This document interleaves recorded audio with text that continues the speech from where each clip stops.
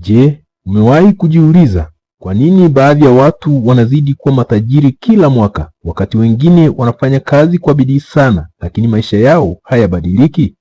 Watu wengi wanafikiria utajiri ni bahati, lakini ukweli ni tofauti.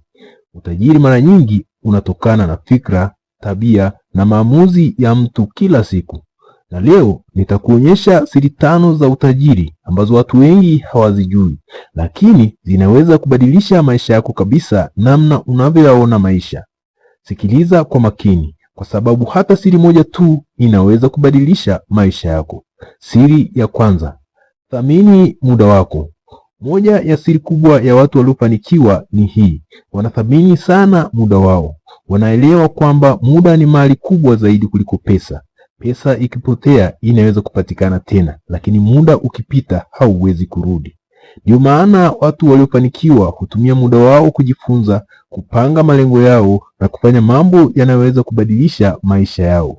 Wakati wengine wanapoteza muda kwenye mambo yasiyo na maana, wao wanatumia muda wao huo kujijenga, na baada ya muda tofauti inaanza kuonekana.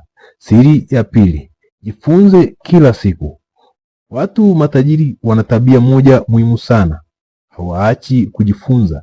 Wanasoma vitabu, wanasikiliza mafunzo na wanajifunza kutoka kwa watu waliofanikiwa kabla yao. Wanajua kwamba maarifa yanaweza kufungua milango ambayo wengine hawaioni. Mara nyingi utajiri mkubwa huanza na wazo moja lenye maarifa. Kadri unavyojifunza zaidi, ndivyo unavyoanza kuona fursa ambazo wengine hawazioni. Siri ya tatu: usiogope kuanza.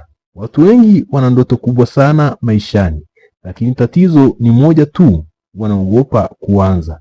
Wanaogopa kushindwa, wanaogopa kukosolewa, wanaogopa hatari.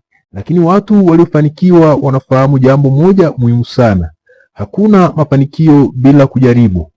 Wanaanza hata kama hawajui kila kitu. Wanakosea, wanajifunza na wanaendelea mbele. Hatua ndogo inayoanza leo inaweza kuwa mwanzo wa mafanikio makubwa kesho. Siri ya 4: tumia pesa kwa akili.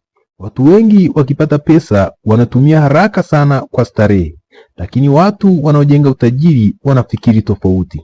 Wanajiuliza swali moja muhimu sana: je, pesa hii inaweza kunizalishia pesa nyingine? Ndio maana wanawekeza. Wanawekeza kwenye biashara, wanawekeza kwenye elimu, wanawekeza kwenye vitu vinavyoweza kukuza maisha yao na kuzalisha pesa nyingi zaidi. Wanajua kwamba pesa ikitumika kwa akili inaweza kukua na kuleta pesa nyingi zaidi. Siri ya 5: usikate tamaa haraka. Ndio, hii ni siri kubwa kuliko zote. Njia ya kuelekea mafanikio si rahisi kila wakati. Kutakuwa na changamoto, kutakuwa na wakati wa kukata tamaa, lakini tofauti kati ya watu waliofanikiwa na wengine ni hii: watu waliofanikiwa hawaachi njiani. Watu waliofanikiwa hupambana. Watu waliofanikiwa wanaendelea hata kama mambo yanapokuwa magumu. Wanajua kwamba mafanikio makubwa yanahitaji muda, uvumilivu na subira.